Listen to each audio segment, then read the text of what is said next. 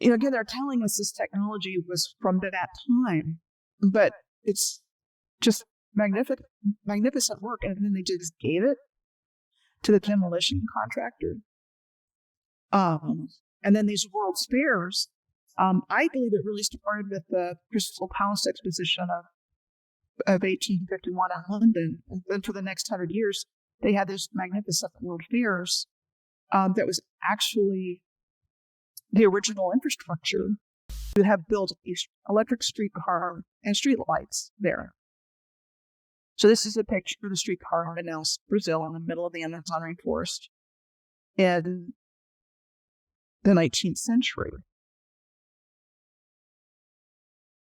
And some of the other architecture here is the Theater of the Amazons.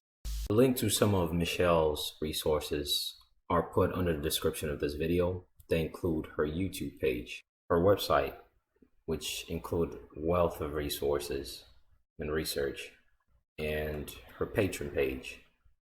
Be sure to visit those pages and give her the appropriate credit she deserves. So there's earth grids. There's grids around us, they're meridians, in our energy bodies. It's around the earth.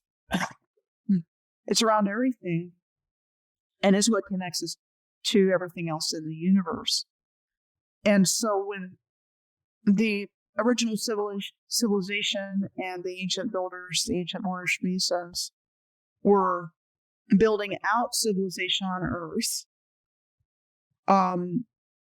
they were connecting Earth with the heavens. So it's like a mirror. It's part of it. Based on sacred geometry, which everything that exists is based on also, with the flower of life and the different shapes within. The star tetrahedron I showed earlier in North America, here, just a second. So when I shared that's a star tetrahedron, that's a sacred geometric shape, that's the shape of the human light body, that's the shape of the Earth's light body, this light body. I just think they were creating harmony throughout Earth and the universe. And it connected to this civilization, and that this alignment allowed for the pre-energy grid to function properly. So again, everything was connected. And to kind of throw it into the mix is confusion about who these people were, is that the original civilization was all fragmented when this reset came in. And so when we talk about Egyptian and Hebrew and Muslim, and it was all part of the same civilization. Well, when I look at the tribes of Israel, the Hebrew Israelites and the children of Israel, I see them all this is one and the same. And that the tribes of Israel were laid out in the same precise way that everything else was. And that the Rothschilds, the Liberian Jews that came in and they just took all this over. Oh, this was us. And they that's another legacy they stole. But what we call Egyptian or Kemetic or Muslim or Hebrew, they were the same people. And that's just another layer of the lies that we've been told to obscure our true history. And one of the few websites that I know of that actually talks about the Moors, there's a couple of them, but I mean, they're defined outside of the Moors themselves. It's something called the Clock of Destiny. And this gives a little bit of information about who we're talking about when it comes up.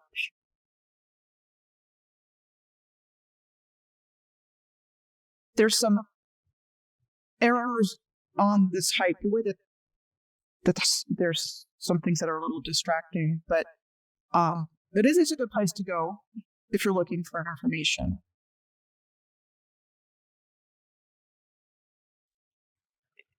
This has always, struck me with this symbol here of the Moors showing, the crescent and the star and the perfect circle, and what would have it didn't mean Big Brother. It symbolized our connection with the divine and the pineal gland. You've got this symbol that's come to be associated with modern Jewry, but it's a sacred symbol related to humans. And then you've got the Masonic people, that got co-opted also. And so, it's so confusing because a dogmatic thinking, this is what we were taught, and this, the whole, Hebrew slavery in Egypt and Pharaoh and let them go, that's what's in people's minds. But I have my doubts about how and why that got relayed to us, because it was all part of the same civilization. And even when I showed you, you've got Egyptian symbolism in St. Petersburg, so you've got that beautiful church I showed you earlier with the turbans, and you've got sphinxes. This is it. And, and you've got obelisks. And so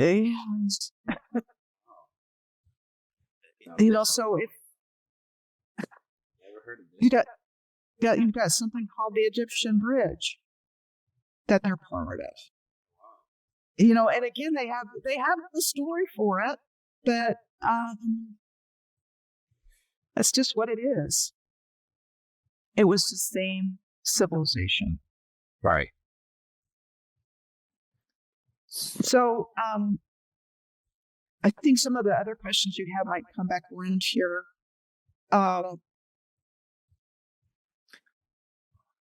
So lighthouses fall in the same category. They were pre-existing infrastructure, part of the original system. I believe they functioned as they do now originally. I think after the cataclysm, land just sheared off and fell into the ocean, and left lighthouses right next to them, right next to the cliff edge, because they were actually houses of light. So this was like a free energy generating system. The lighthouses would be serving some kind of function within that. So that goes back into the why is everything all aligned?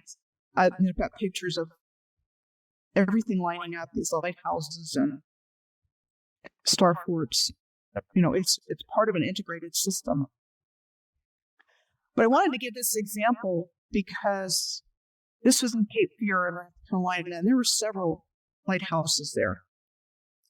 And so with the stories that they tell us, supposedly this lighthouse was built to replace an earlier lighthouse, but then it was demolished because the deactivated lighthouse would confuse mariners if it was left standing. And so we're talking about the wholesale destruction of these places, and the reasons were given. So this particular one, the lens of the lighthouse was given to the demolition contractor, where it ended up in an antique store and sold off in pieces. And then the foundation for this lighthouse, or one of the foundations in this region, decided they wanted it back. So they got what was left of it with plans to restore and display it. And I don't know if it still is yet. I mean, I didn't find out any evidence that they'd actually done that. So this is what the light would have looked like at the 1901 Pan American Exposition in Buffalo. And, again, they're telling us this technology was from that time, but it's just magnificent work, and then they just gave it to the demolition contractor. And then these World's Fairs, I believe it really started with the Crystal Palace exposition of 1851 in London. And then for the next 100 years, they had this magnificent World Fairs that was actually the original infrastructure that they were, again, claiming for their own, and, parading out their inventions, all of these things, to the world. Look what we did. We're so great. This is how advanced we are. And then supposedly these expositions and world fairs were built out of temporary materials to be taken down after the end of the fair. That story is universal. What was the name of that expedition in 1851? The Crystal Palace exhibition is the popular name for it. Crystal Palace. 1851. So that was the beginning of about 100 years worth of World's Fairs with these incredibly old structures. And there's a little bit in some places, but for the most part, gone. In Chicago, the Chicago World's Fair is a museum of science and industry. And that's what,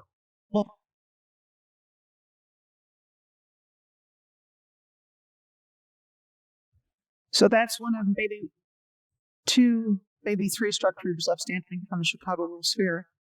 And then that's what the original World's Fair looked like. Seriously?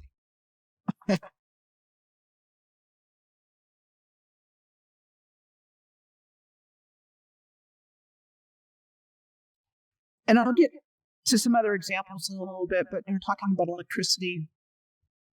So that's like at night when all lit up. And again, they want us to believe it was their technology, but why did they get rid of it all? Which is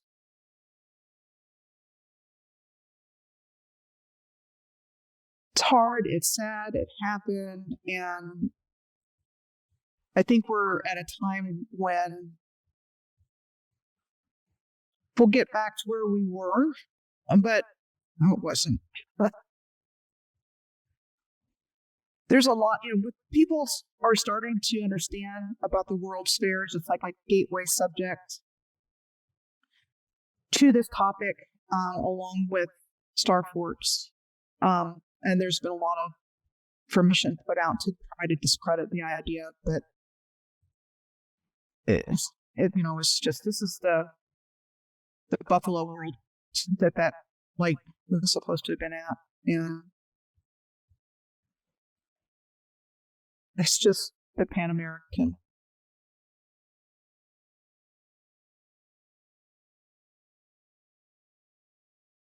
These are things that they don't want us to put together.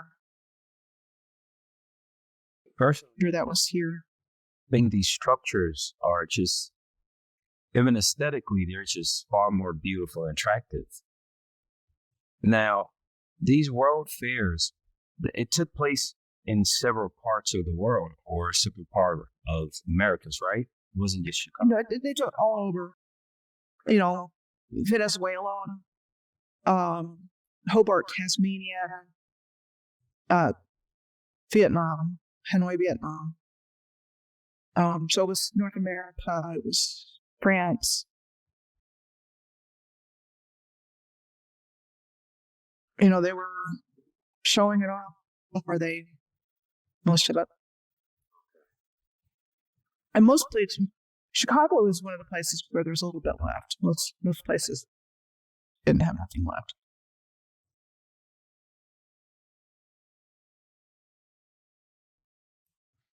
Now let's transition to jungles and Amazon, if you don't mind. No, I think that was the next thing I had up anyway. Awesome. Some of my tabs out on here so I can not be confused. Yeah. So regarding locations like the Amazon and other jungles, or just extreme places in the world, do you think there are anything preventing those places from effectively being revealed or explored? And do you think there are possibly some remnants of civilization that utilized and settled in those areas? Like, so utilize technologies like these in those areas? The second part of your question, I'm not really sure. I do, at this point, 100% believe that these swamps and deserts and marshes and moors in England and Scotland and they go by different names. Estuaries are covering up ruined land and cover up the civils, whether it be under sand dunes or under swamplands. That was all part of the original civilization, and that when this event took place, lands were automatically turned into one or the other. And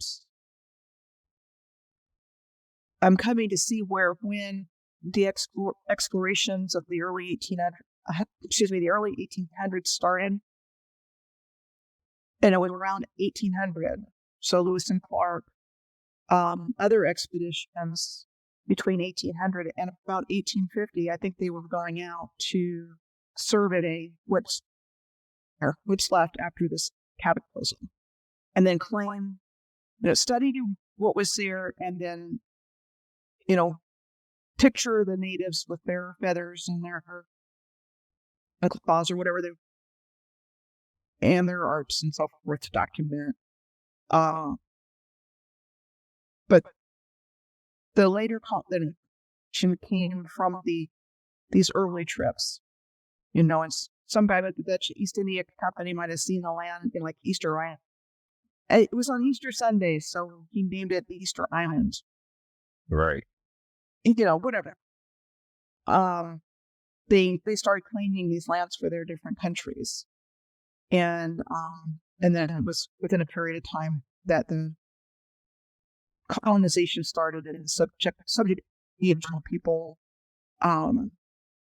and putting them to work, either slave labor or wage slaves, which happened a lot all over the world, disenfranchising them,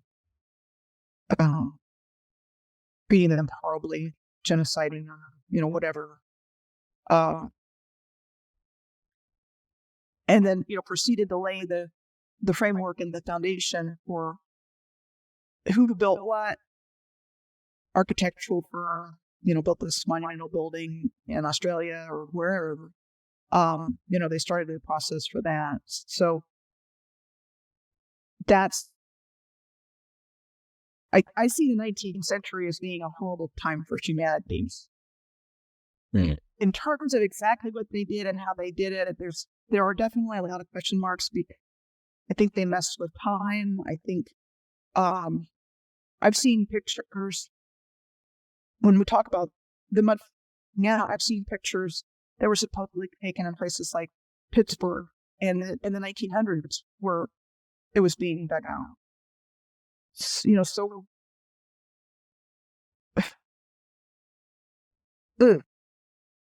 so there's a lot of things that are hard to explain in terms of, okay, there's people that lived there then.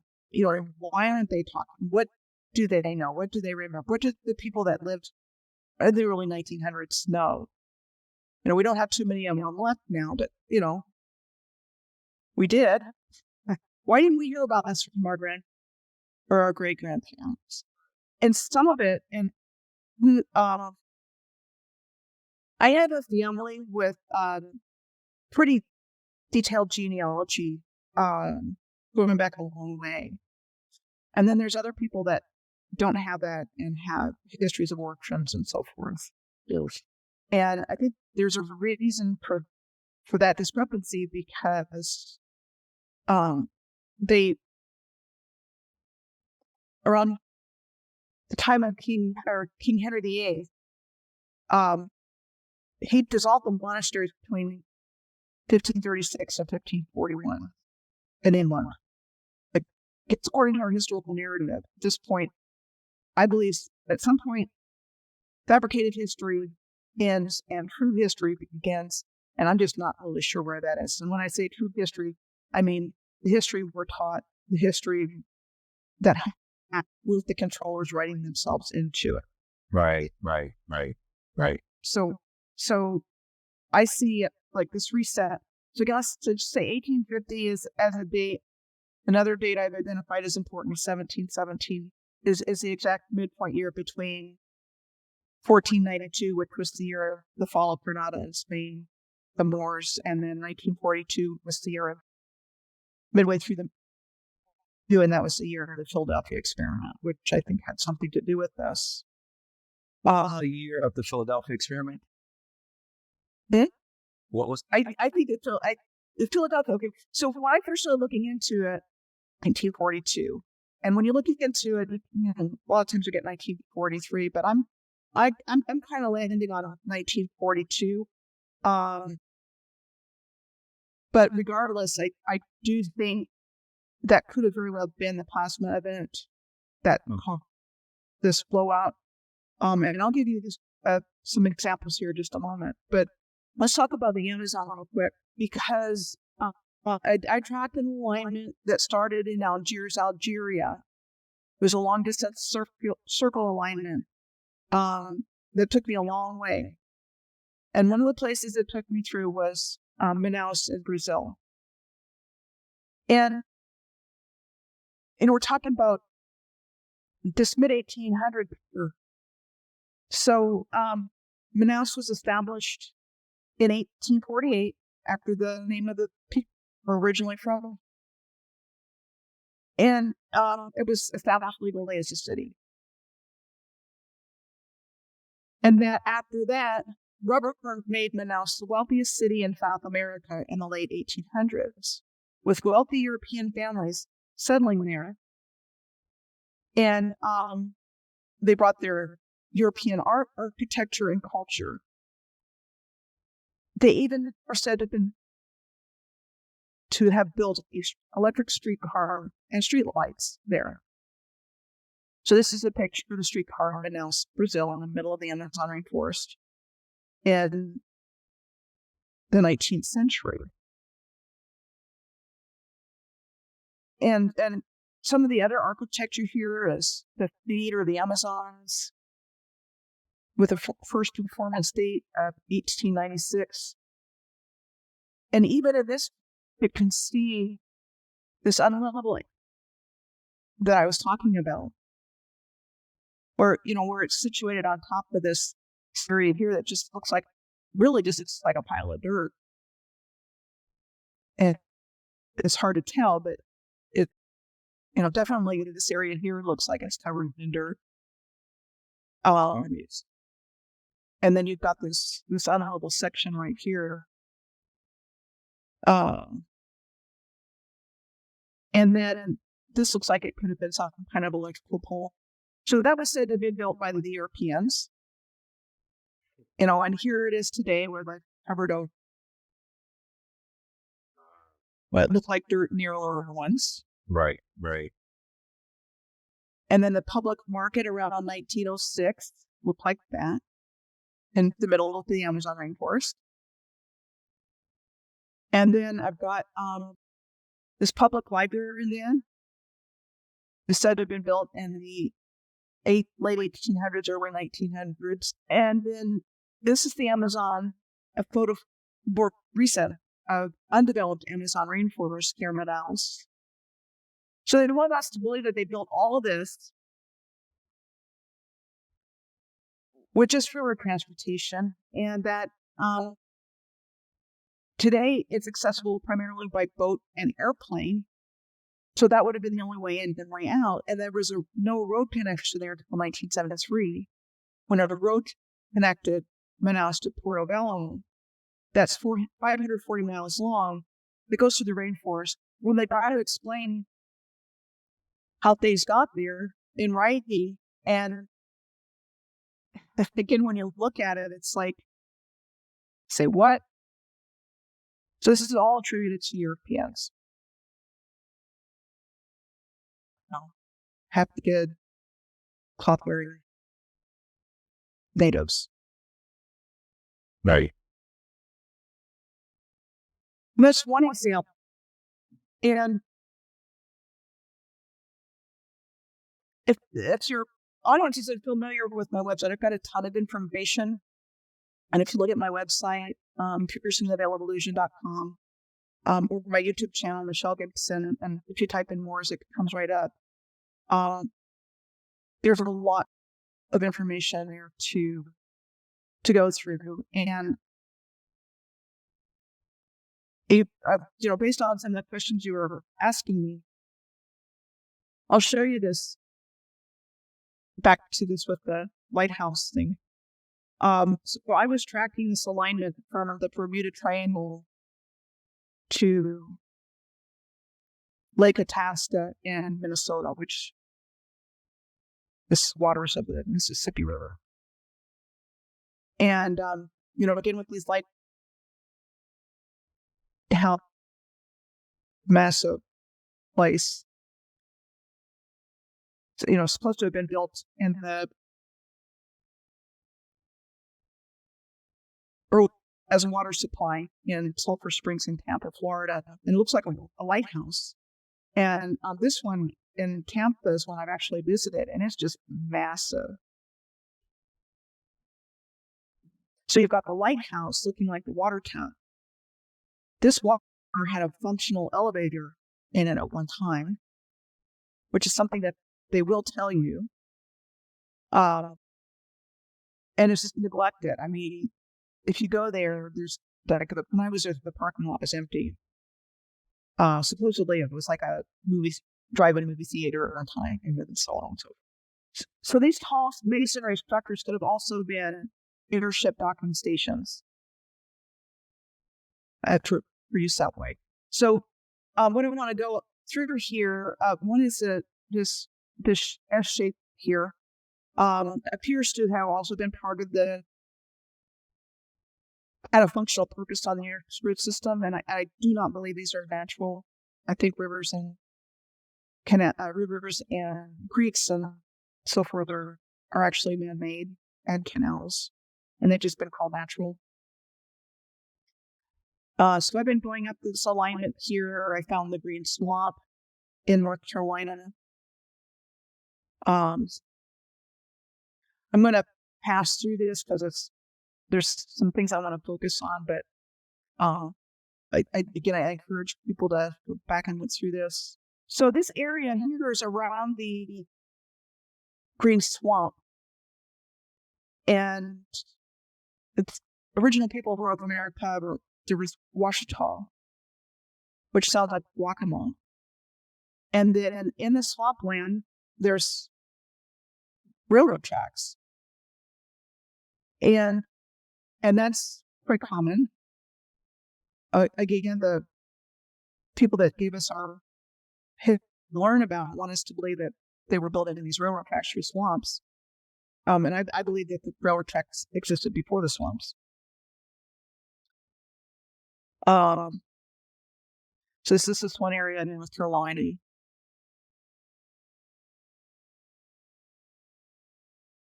I do cover a lot of information in my work, so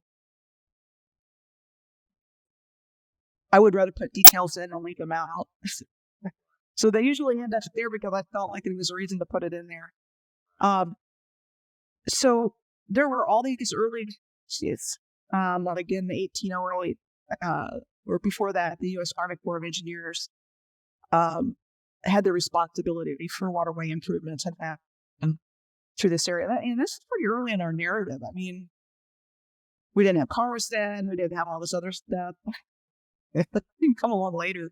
So I definitely don't think that the Army Corps of Engineers did a lot of things they were credited with. And I think when we're talking about these early surveys, they weren't surveying to build something. They were actually surveying to find out what was there. To observe and write it down. And that's what they were doing. They weren't, surveying. Their engineers could go in and build all this. It was already there. So it's more like, okay, how can we reclaim this? How can we get this in use again? Right. And that's what the explorers were doing also. I'm sure of that. A railroad history here in the Green Swamp area.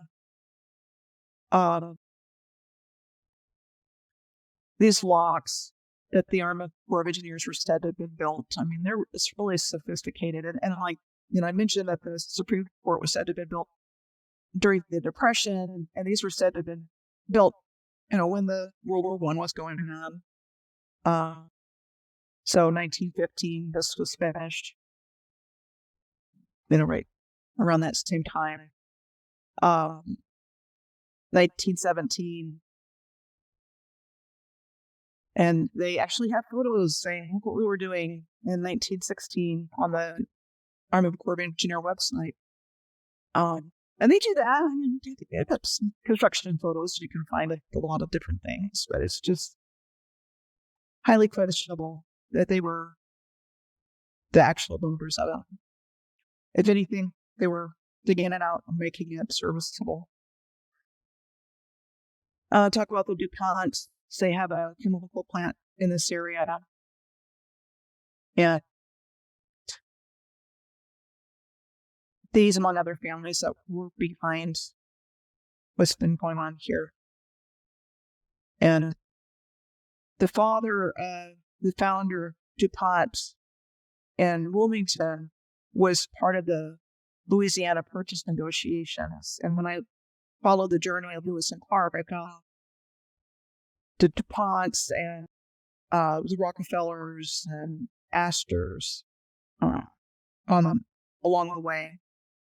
And then they were actually, DuPont was founded as a company manufacturer. What would they need all those for? Right. And, that I'm just going to quickly go through some of this. I put a lot of information in there, but you've got these geometric shapes between the Research Triangle and North Carolina, the universities there that are part of it. And they also have a lot of high-tech companies that are doing bioengineering, GMO kind of things.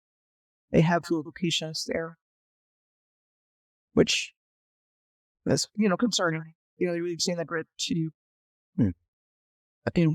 work on this artificial stuff. Bayer acquired Monsanto in 2018. So Monsanto went away and Bayer took over what they were doing. This is same stuff. Monsanto was established in 1901 in St. Louis, and they include saccharin, PCBs, polystyrene, nuclear weapons, DDT, dioxin, Agent Orange, petroleum-based fertilizer, Roundup, Ascertain, bovine growth hormone, and GMOs. Agent Orange, huh? Yeah. That's not my head spoken. Not until years later, but at least I found out. So they've got, they're growing GMO cotton, and it's actually a New Madrid. And it's like after the Madrid earthquake, it evolved.